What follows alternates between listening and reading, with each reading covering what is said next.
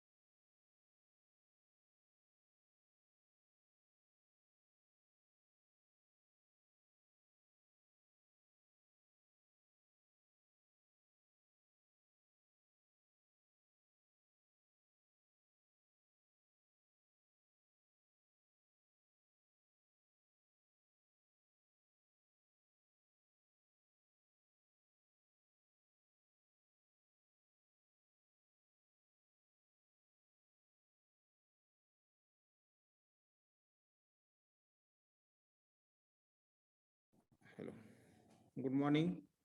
येतोय?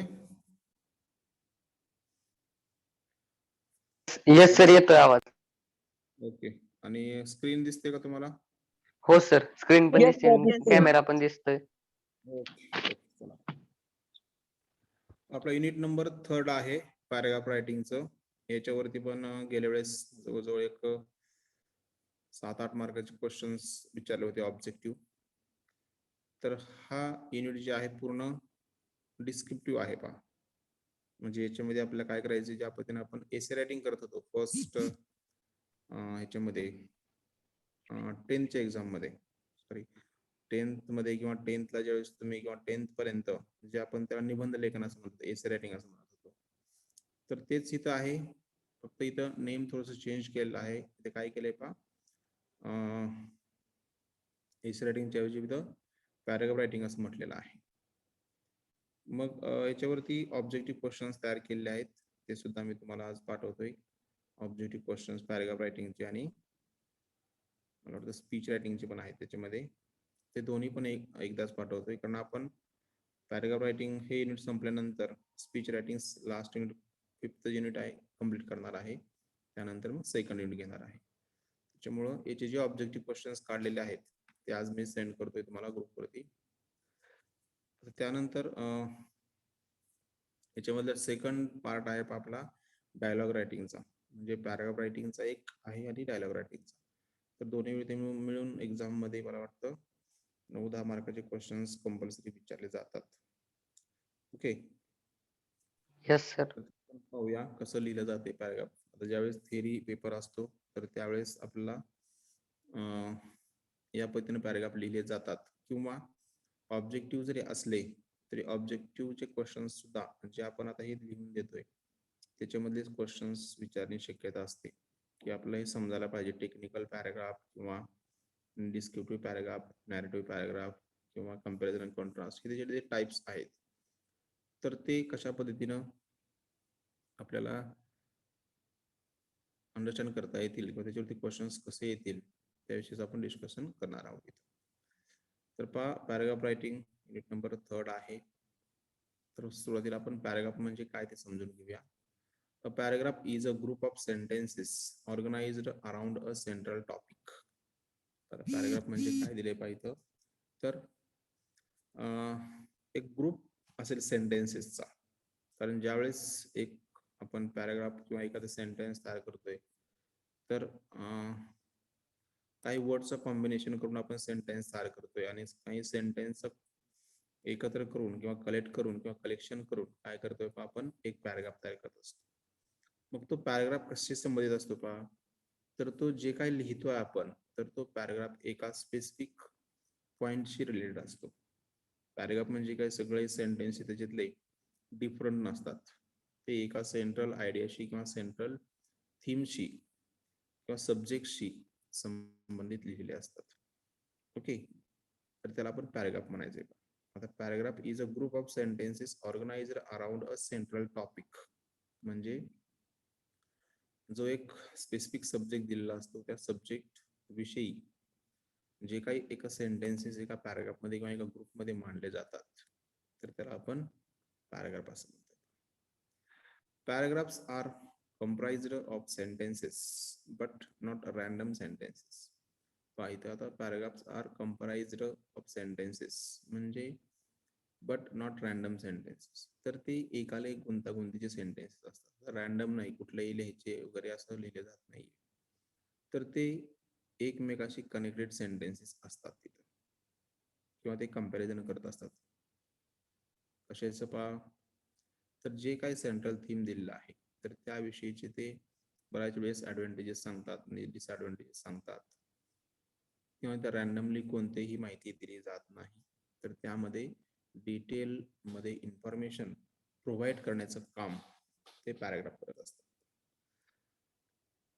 The cardinal rules of paragraph writing is to focus on one idea.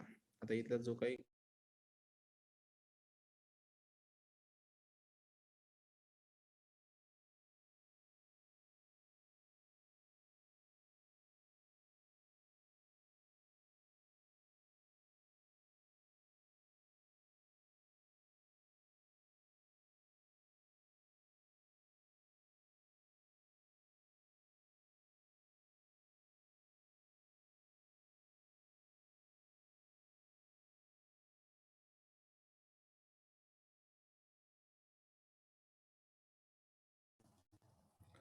तर पहा जो कार्डिनल रूल आहे पॅराग्राफचा, की तो रूल काय आहे की तो काय करतोय पहा, एका सेंट्रल आयडियावरती फोकस करतोय.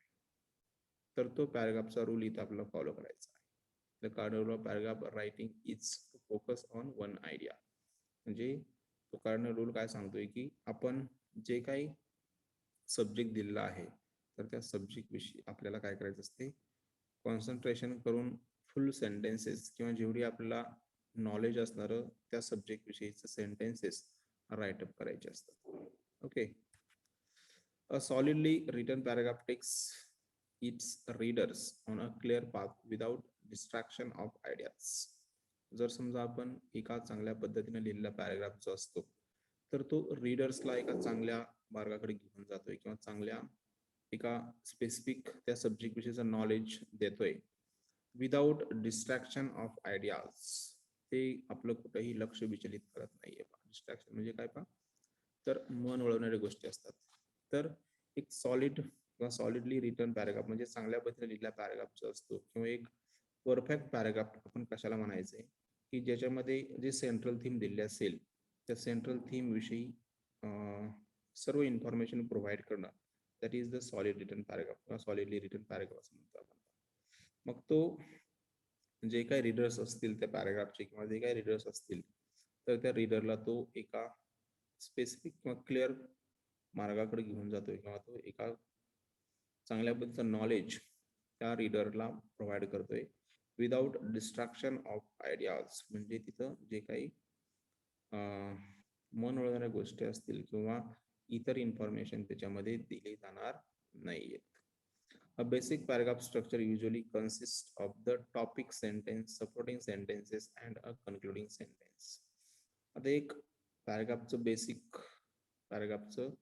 बेसिक स्ट्रक्चर त्याच्यामध्ये कोणत्या गोष्टीची समावेश पाहिजे किंवा समावेश असतो तर ते दिलेले आहेत पाहिजे. मग त्यामध्ये कोणते कोणते दिले आहेत पहा.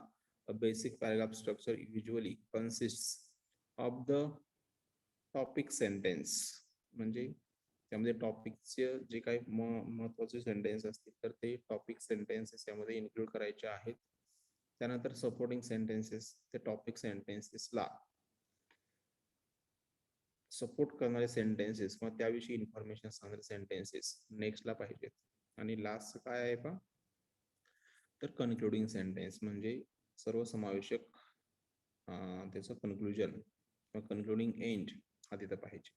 म्हणजे ज्यावेळेस एखादा पॅराग्राफ आपण रीड केलेला आहे तर त्यावेळेस रीड केल्यानंतर तुम्हाला असं वाटायला नकोय की या पॅराग्राफ मध्ये एवढ्या गोष्टी समाविष्ट केलेल्या आहेत आणि एवढ्या गोष्टी समाविष्ट झालेल्या नाहीत. ज्यावेळेस पॅराग्राफ रीड झाला तर त्यावेळेस तुम्हाला असं वाटायला पाहिजे की नाही, अरे मला या टॉपिक बद्दलचं सर्व इन्फॉर्मेशन पॅराग्राफमध्ये मिळाली. म्हणजे सॅटिस्फॅक्टरी एंड, कन्क्लुडिंग एंड त्याला म्हणायचं. म्हणजे ज्यावेळेस रीडर तो पॅराग्राफ वाचतोय तर त्यावेळेस त्याला त्या पॉइंट बद्दलची जी सेंट्रल थीम आहे त्याबद्दलची होल इन्फॉर्मेशन त्यांना प्रोव्हाइड व्हायला पाहिजे किंवा मिळायला पाहिजे. ठीक आहे. नेक्स्ट आहे पहा 4 essential elements of a good paragraph.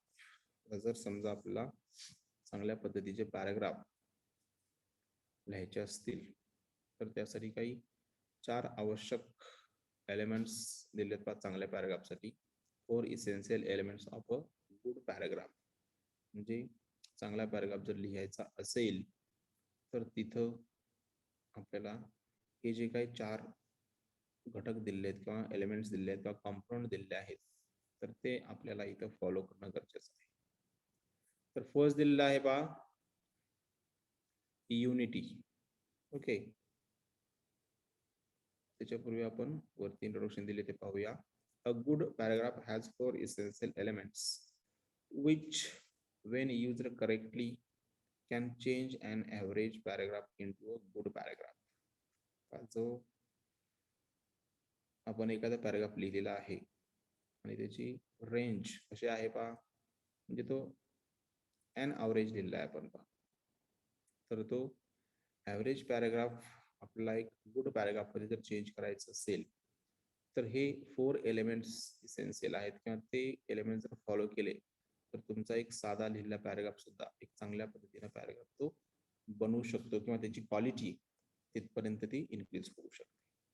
तर त्याला आपण काय म्हणतोय पहा तर एक चांगला पॅराग्राफ. तर ते एलिमेंट पाहूया. युनिटी म्हटलंय पहा.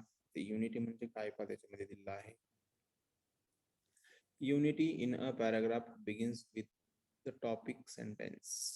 पाहता इथं टॉपिक सेंटेन्स म्हणजे कोणता आलं पहा तर जो सब्जेक्ट दिला आहे सब्जेक्ट काय असतात द कम्प्युटर असेल किंवा सनसेट असेल माय हॉबीज असतील किंवा ॲन ॲक्सिडेंट असेल किंवा नेक्स्ट आणखीन आपण my first day in the college असेल किंवा माय मेमोरेबल इन्सिडेंट असेल. असे खूप सब्जेक्ट्स आहेत.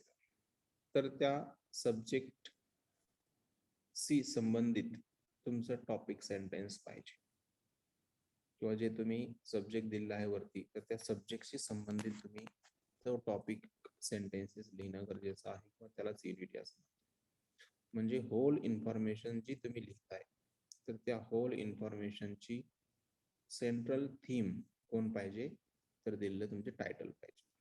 Okay. Every paragraph has one single controlling idea that is expressed in its topic sentence, which is typically the first sentence of the paragraph.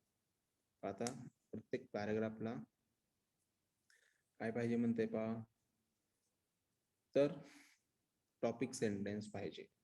तो सुरुवातीला लिहिलं गेलं पाहिजे. त्याचबरोबर कंट्रोलिंग आयडिया पाहिजे, सिंगल पाहिजे की त्याच्यामध्ये काय एक्सप्रेस व्हायला पाहिजेत पहा तर जे वरती दिलेलं टायटल आहे तर त्या टायटल विषयीची एक्झॅक्ट इन्फॉर्मेशन किंवा वेल नोन इन्फॉर्मेशन हे स्टार्टिंगला लिहिणं गरजेचं आहे.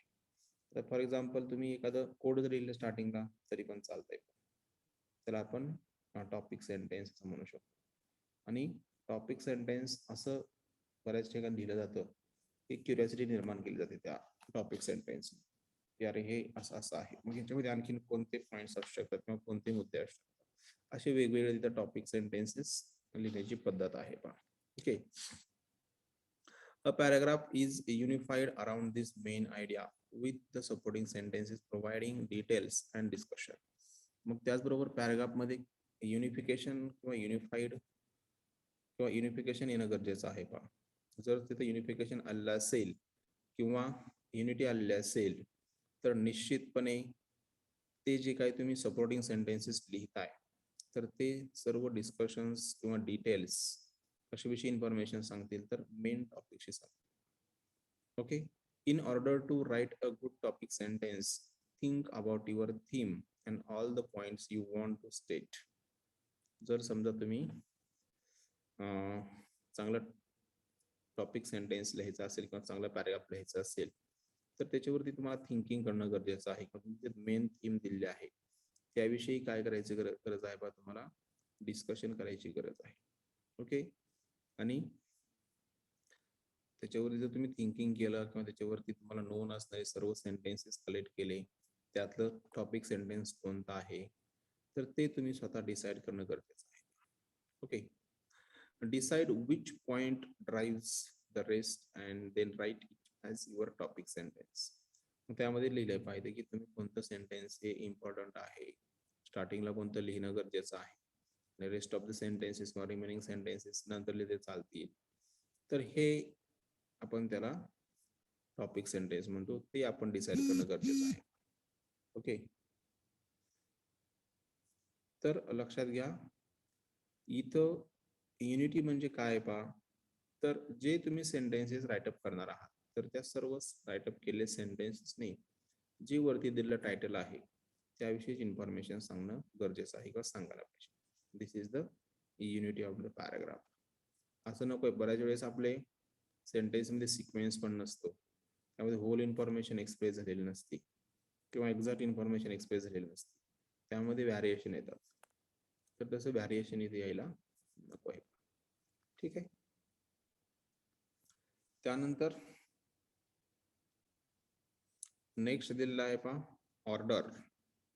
युनिटी समजला का सर्वांना? Yes, sir. Yes, sir.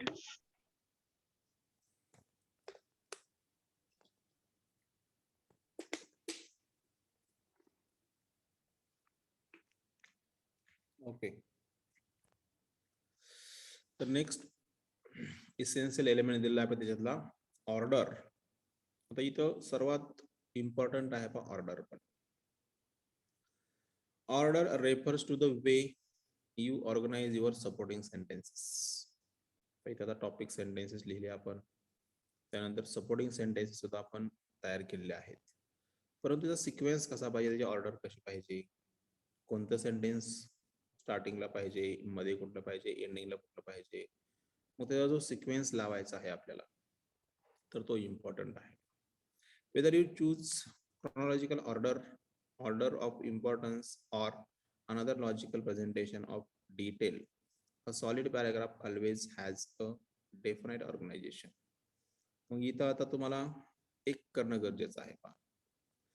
तर काय करा म्हणते, whether you choose chronological order. Chronological म्हणजे काय पहा, तर तो घटनेनुसार किंवा त्याच्या इन्फॉर्मेशन नुसार किंवा इम्पॉर्टन्स नुसार तुम्ही त्याची ऑर्डर लावू शकता. ओके. किंवा टायमिंग नुसार. आता बऱ्याच वेळेस आपण समजा एखादा अन ऍक्सिडेंट हा पॅराग्राफ लिहितोय, तो नॅरेटिव्ह मध्ये येतो. मग ऍक्सिडेंट हा लिहित असताना तिथं टाइम आणि प्लेस इम्पॉर्टंट असतं. तिथं क्रोनॉलॉजी येते. क्रोनॉलॉजी म्हणजे काय, तर कोणत्या टायमिंगला काय घडलं हे इम्पॉर्टन्स असतं. तुम्ही तिथं व्यवस्थित जर ऑर्डर लिहिली नाही त्याची तर त्या पॅराग्राफला काही अर्थ असणार नाही, किंवा त्याचं इम्पॉर्टन्स काय आहे तर पॅराग्राफ मध्ये, किंवा another logical presentation of detail ते तिथं देणं गरजेचं आहे तुम्हाला. त्याचबरोबर सपोर्टिंग सेंटेन्सेस कुठे लिहायचे आहेत, त्याचं प्लेस कोणतं पाहिजे, किंवा त्या सेंटेन्सनं कोणत्या सेंटेन्सला सपोर्ट करला पाहिजे, हे सर्व तुम्हाला डिसाइड करणं गरजेचं आहे. A solid paragraph always has a definite organization. आणि एक चांगला पॅराग्राफ जर असेल तर त्यामध्ये चांगल्या पद्धतीचं ऑर्गनायझेशन केलेलं असतं. सेंटेन्स म्हणजे एकत्रीकरण करत असताना या गोष्टीचा विचार केलेला असतो. आता अन ऍक्सिडेंट मध्ये तुम्हाला सांगितलं पद्धतीनं काय करायला लागते, सुरुवातीला ऍक्सिडेंट घडला, कुठे घडला, प्लेस केव्हा घडला, टायमिंग महत्वाचा आहे. एखादं व्हेकल कुठून कोणत्या ठिकाणून कोणत्या ठिकाणी चालू होतं, प्लेस काय होतं, त्याच्यामध्ये कोण होतं, कोणत्या प्रकारचे ते व्हेकल होतं, समोरून काय येत होतं, ऍक्सिडेंट का घडला, तिथं कोणाची मिस्टेक होते, त्यामध्ये इंज्युअर कोण झालेला आहेत, नंतर इतर नुकसान काय झालेलं आहे का, म्हणजे सध्याची सिच्युएशन काय आहे. म्हणजे असं one by one chronological order ते येणं गरजेचं आहे. त्याच वेळेस मग आपल्याला ते स्टोरी टाईप एलिमेंट याच्यामध्ये येणं गरजेचं आहे. स्टोरी टाईप म्हणजे आपण एखादी कथा वाचतो, त्याच्यामध्ये ते सेंटेन्सेस इकडे तिकडे असतात का, तर ते सेंटेन्सेस निश्चितपणे एक सिक्वेन्स लावलेले असतात त्या स्टोरीमध्ये. तर त्याच पद्धतीने आपली इथं ऑर्डर पाहिजे. म्हणजे वाचत असताना त्या व्यक्तींना त्याच्यामध्ये इन्व्हॉल्व्ह होऊन रीड करायला वाटलं पाहिजे. म्हणजे काय, आता समजा त्यानं फर्स्ट सेंटेन्स रीड केलं की त्या व्यक्तीला वाटायला पाहिजे नाही अरे ह्याच्यापेक्षा खाली सेंटेन्स चांगले आहेत, म्हणजे मला खालचं वाटायला पाहिजे. आणि एक पॅरेग्राफ वाचला की मनामध्ये क्युरियोसिटी निर्माण व्हायला पाहिजे दुसऱ्या पॅरेग्राफमध्ये काय लिहिलं आहे ते पण मला वाचता यायला पाहिजे किंवा मला ते वाचू वाटलं पाहिजे. अशा पद्धतीची इन्फॉर्मेशन आपण प्रोव्हाइड करणं गरजेचं आहे किंवा त्याची ऑर्डर या सेंटेन्सेसची किंवा सेंटेन्सेसची अरेंजमेंट त्या पद्धतीने करायला पाहिजे. In a well-ordered paragraph, the reader follows along easily aided by the pattern you have established.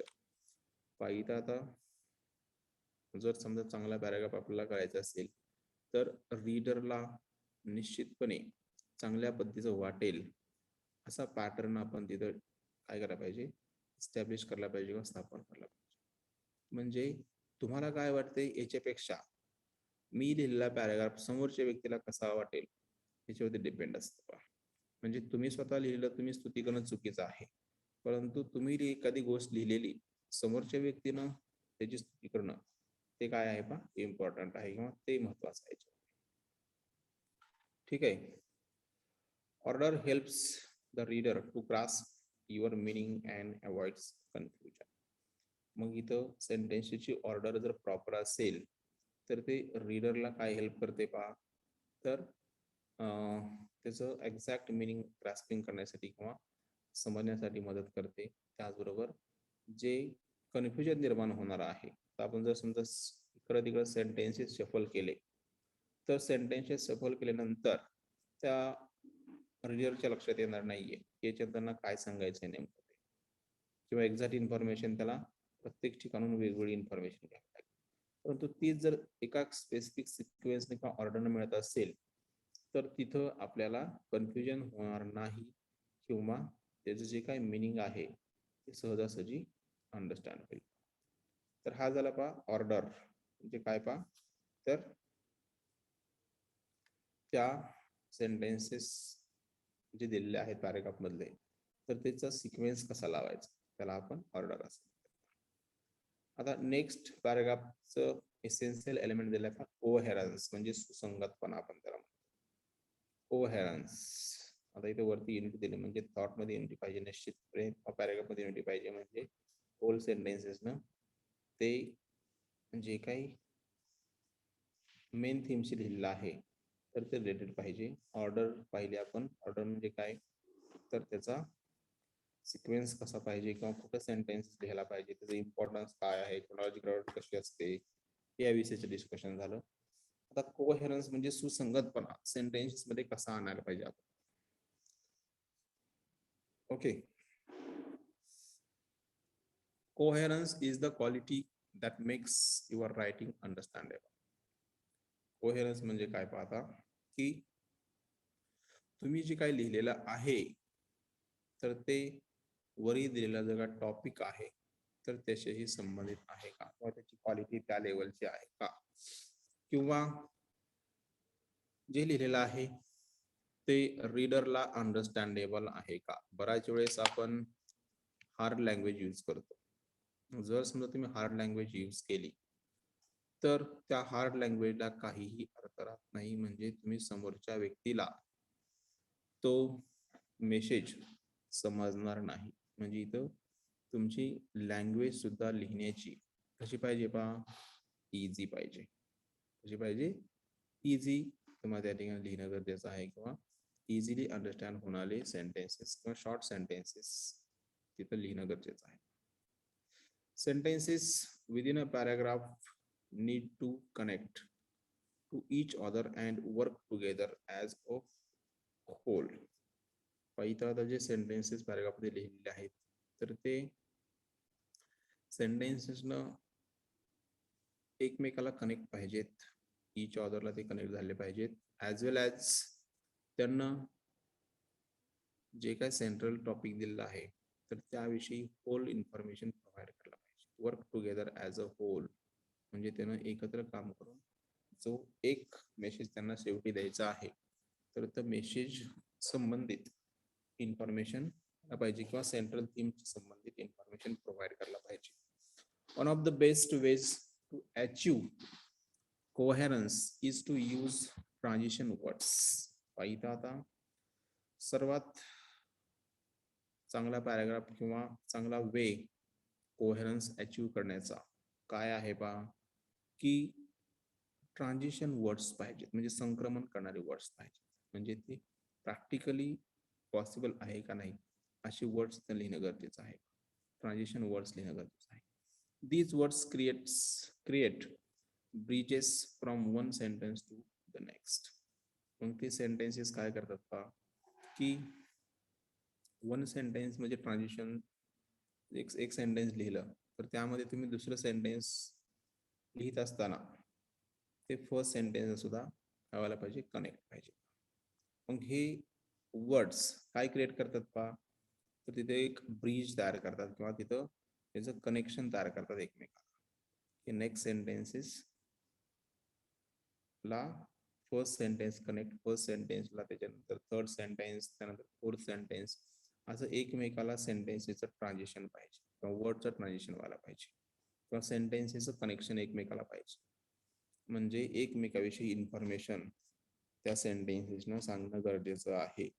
असं नको की फर्स्ट सेंटेन्स वेगळं इन्फॉर्मेशन सांगतोय, सेकंड सेंटेन्स वेगळंच सांगतोय, थर्ड सेंटेन्स वेगळंच सांगतोय, त्याच्यामध्ये कोणतंही रिलेशन नाही, असं नको आहे. तर तिथं एकमेकाला ते सेंटेन्सेस कनेक्ट पाहिजेत. Okay.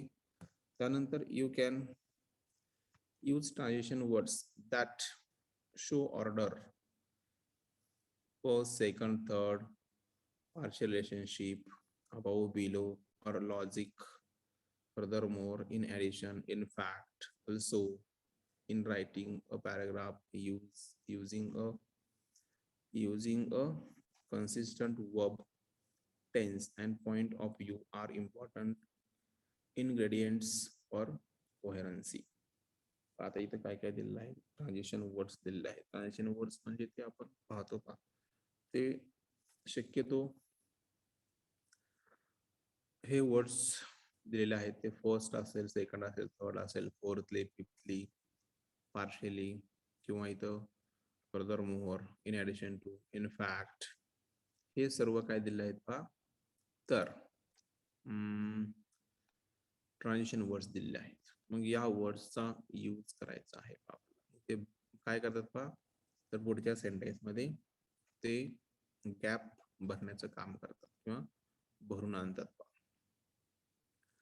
Also, in writing a paragraph, using a consistent verb tense and point of view are important ingredients for coherency. त्याच्यामध्ये सुसंगतपणा आणण्याचं काम किंवा इन्ग्रेडियन्सी आणण्याचं काम कोण करतात पहा, तर हे जे काही तुम्ही वर्ब यूज करणार आहात, तर ते सातत्य टिकवण्याचे वर्ब्स यूज करणं गरजेचं आहे. म्हणजे ते वर्ब सुद्धा ॲप्रोप्रिएट पाहिजे, तिथं टेन्स सुद्धा आपण तिथं क्लिअर यूज केलेला पाहिजे. तर अशा पद्धतीचे हे कोहेरन्सी जर आपण पॅराग्राफमध्ये आणायची असेल तर अशा पद्धतीचं रायटिंग त्याच्यामध्ये करणं गरजेचं आहे. आणि जी इन्फॉर्मेशन लिहिताय ते उगाच काहीतरी लिहिताय म्हणून लिहायची नाहीये, तर त्यामध्ये तुम्हाला इम्पॉर्टन्स काय वाटते किंवा इम्पॉर्टन्स आहे का किंवा इम्पॉर्टंट आहे का, तर ते इथं महत्वाचं आहे. तर हे अशा पद्धतीने हे थर्ड एलिमेंट होता कोहेरन्स तुमच्या पॅराग्राफ मध्ये येणं गरजेचं आहे. त्यानंतर नेक्स्ट आहे पहा कम्प्लीटनेस. नेक्स्ट इसेन्शियल एलिमेंट आहे कम्प्लीटनेस. ज्यावेळेस पॅराग्राफ लिहिताय तर त्यामध्ये होल इन्फॉर्मेशन इन्क्लूड करणं गरजेचं आहे. आता सांगितलं मी की तिथं असं वाटायला नको आहे की अरे हा पॅराग्राफ रीड केल्यानंतर याच्यामध्ये ही ऍडिशन पाहिजे होती किंवा ही इन्फॉर्मेशन याच्यामध्ये प्रोव्हाइड व्हायला पाहिजे होती. तर तिथं जर समजा आपण अशा पद्धतीचे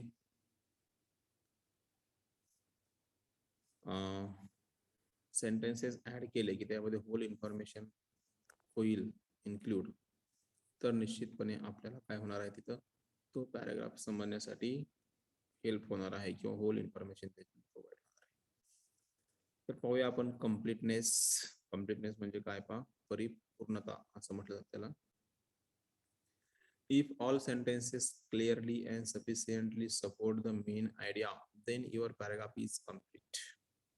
जर समजा सेंटेन्सेस जे लिहिलेले आहेत तुम्ही, तर त्या सर्व सेंटेन्सेसनी सफिशियंटली आणि क्लिअरली, स्पष्टपणे आणि त्या ठिकाणी आवश्यक असणारे जे काही सपोर्ट आहे किंवा जो त्याला आधार आहे, तर तो मेन जी आयडिया दिलेली आहे, तर त्याला जर केलेला असेल किंवा करत असतील, तर युअर पॅराग्राफ इज कम्प्लीट. म्हणजे होल सेंटेन्सेस ऑल सेंटेन्सेस जे लिहिले गेलेले आहेत तुम्ही पॅराग्राफ मधले, तर त्यांना निश्चितपणे काय पहा, होल इन्फॉर्मेशन त्या पॅराग्राफ विषयी सांगणं गरजेचं आहे. आणि जर समजा तिथं होल इन्फॉर्मेशन त्या पॅराग्राफ विषयी सांगितली, तर निश्चितपणे तुमचा पॅराग्राफ हा आयडियल असणार आहे किंवा कम्प्लीट असणार आहे. Okay.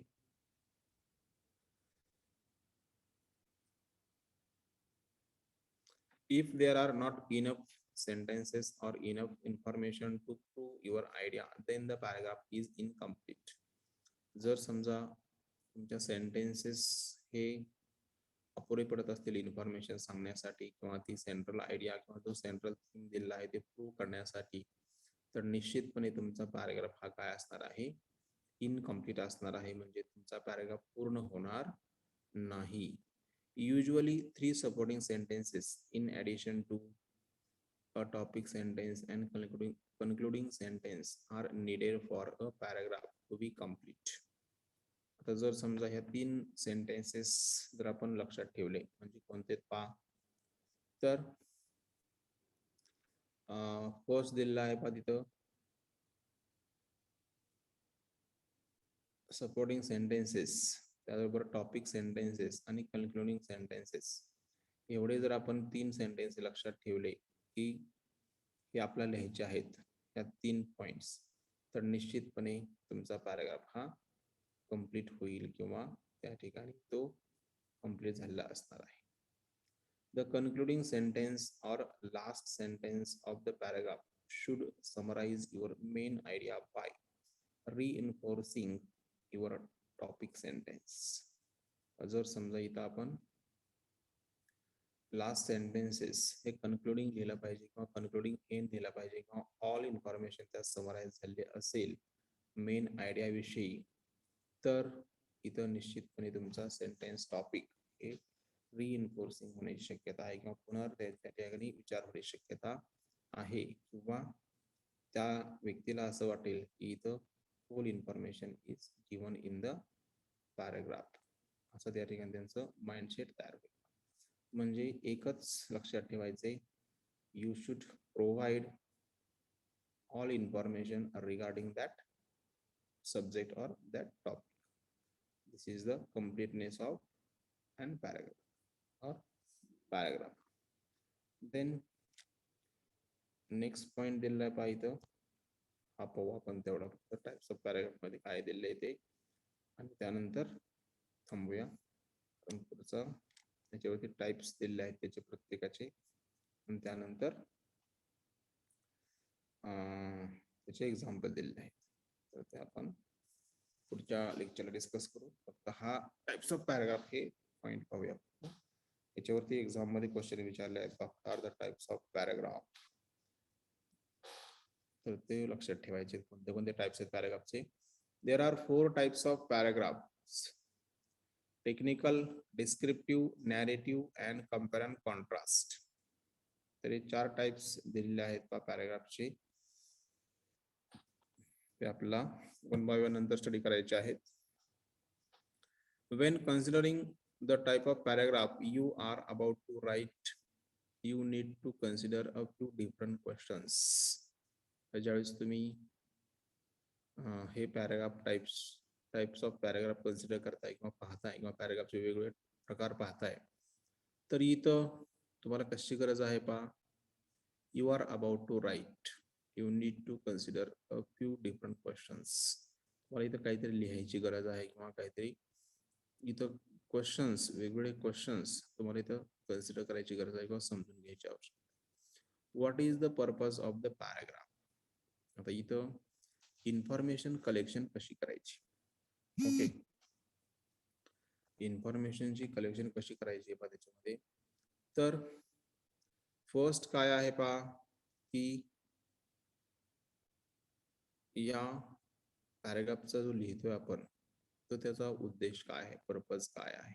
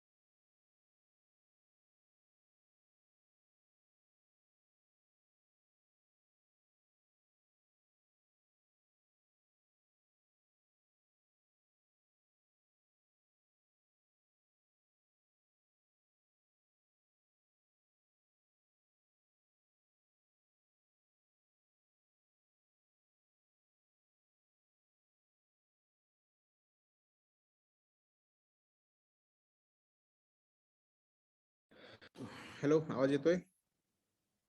Yes sir. Yes sir. तर पहा याच्यामध्ये आपल्याला त्याचं पर्पज काय आहे त्या पॅराग्राफचा तो महत्वाचा माहिती असणं गरजेचं आहे. त्यानंतर what are you trying to communicate to your reader. म्हणजे तुम्हाला तुमचे जे काही रीडर आहेत त्या रीडरला तुम्हाला काय इन्फॉर्मेशन करायचे आहे किंवा कशाविषयी कम्युनिकेशन करायचं आहे किंवा कशाविषयी तुम्हाला त्यांना इन्फॉर्मेशन प्रोव्हाइड करायचे आहे, तर ते महत्वाचं आहे. The answers to these questions will guide you as you consider both the content of your paragraph and the effect you are trying to achieve. इथं आता जर तुम्हाला हे प्रश्नाची उत्तरं जर लक्षात आली तर निश्चितपणे तुमच्या असं लक्षात येईल की तुम्हाला काय लिहायचं आहे किंवा हे जे काही क्वेश्चन्स आहेत ह्या क्वेश्चनचे जे काही आन्सर्स आहेत तर ते निश्चित तुम्हाला गाईड करतील की तुम्हाला कोणत्या सब्जेक्ट विषयी इन्फॉर्मेशन लिहायची आहे, त्यामध्ये कशाविषयी गाईड करायचं आहे, मग त्याचे बेनिफिट्स काय आहेत किंवा त्याचे ड्रॉबॅक्स काय आहेत, हे सगळे वेगवेगळे गोष्टी तुम्हाला लक्षात येतील आणि तुम्हाला त्यामध्ये नेमकं अचीव काय करायचं आहे ते पण तुम्हाला इथं समजून येईल बा. Okay, there are many different types of paragraphs. या ठिकाणी वेगवेगळे पॅराग्राफचे टाइप्स पाहायला भेटतात, परंतु जे आपलं महत्वपूर्ण आहेत किंवा जे आपल्याला आवश्यक आहेत तेवढे जिथे 4 पॅराग्राफला अभ्यासात ठेवलेले आहेत. Each type has a different purpose and writers make use of different means in achieving each purpose. आता इथं प्रत्येक पॅराग्राफचा डिफरंट किंवा जे काही पॅराग्राफ्स आहेत त्याचे वेगवेगळे किंवा डिफरंट युजेस आहेत किंवा डिफरंट पर्पजेस आहेत त्याचे लिहिण्याचे, किंवा एखादा पॅराग्राफ लिहिलाय म्हणजे त्यामध्ये सर्व इन्फॉर्मेशन इन्क्लूड होते असं नाही. ते प्रत्येक पॅराग्राफ हे वेगवेगळे इंटेन्शन लिहिले जातात किंवा वेगवेगळ्या पर्पजने लिहिले जातात. ओके, त्यानंतर writers make use of different means in achieving each purpose. आणि रायटरचं इथं लिहिण्याचं मिनिंग जे आहे किंवा एखादा उद्देश साध्य करायचं जे काय त्यांचं ठरलेलं आहे तर इथं उद्देश सुद्धा कसे असतील पहा, सर्व वेगवेगळे असणार आहेत. म्हणजे इथं पॅराग्राफ्स आपण कोणत्या उद्देशाने लिहितोय हा पॅराग्राफ टाईप मध्ये हा स्पेसिफिक टाईप कोणता आहे आणि त्याचं इंटेन्शन काय आहे तर ते आपण 1 by 1 नंतर पुढच्या लेक्चरला पाहूया. ठीक आहे. Okay sir. Okay sir. Okay sir. आपण हा point इथं सर अजून एकदा सांगा. कोणता हो